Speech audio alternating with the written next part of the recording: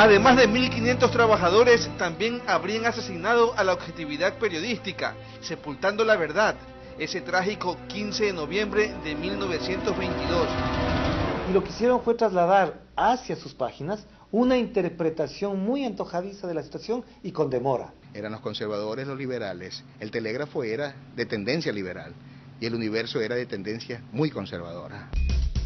Solo diario El Telégrafo informó la realidad del acontecimiento, eso aseguran varios historiadores. Incluso existe un informe especial elaborado por Santiago Aguilar Morán, titulado La matanza perpetrada con apoyo de la tinta sangre, en el que se expone que la cobertura informativa de esa época da cuenta de dos visiones contrapuestas.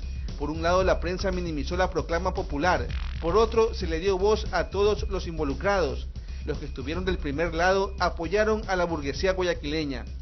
En la Biblioteca Municipal de Guayaquil reposan los periódicos que circularon en aquella época, pero en ninguno se especifica el número de víctimas. Por el contrario, se trata de justificar la masacre, asegurando supuestos desmanes cometidos por los trabajadores.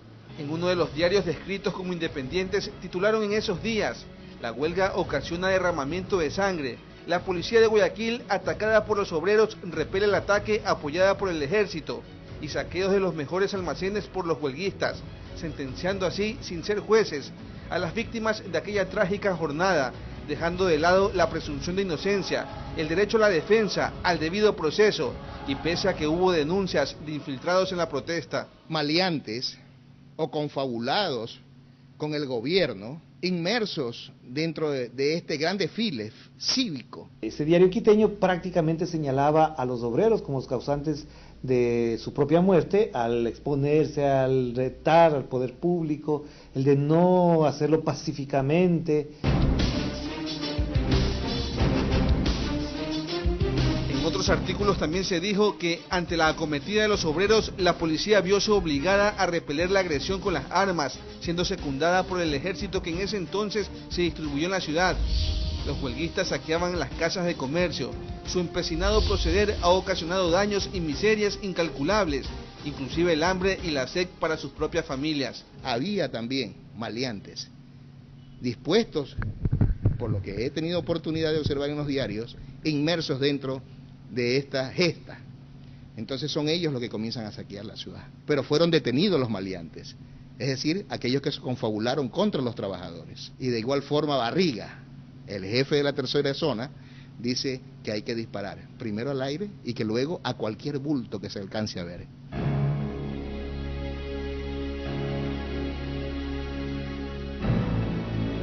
Otro diario, en cambio, publicó telegramas de felicitaciones a los autores materiales de la masacre. En uno de ellos, el intendente Alejo Mateus, a la distancia, extendió un apretón de manos a policías y militares por la lealtad con que supisteis cumplir tan felizmente mis órdenes.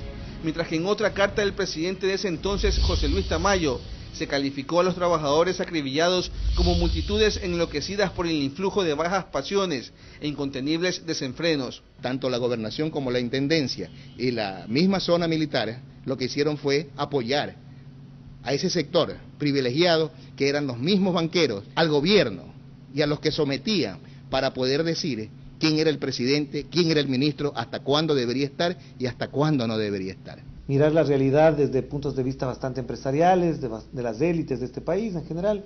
Y creo que eso, por supuesto, a quien más atentó fue a la historia de este país y al ejercicio periodístico profesional.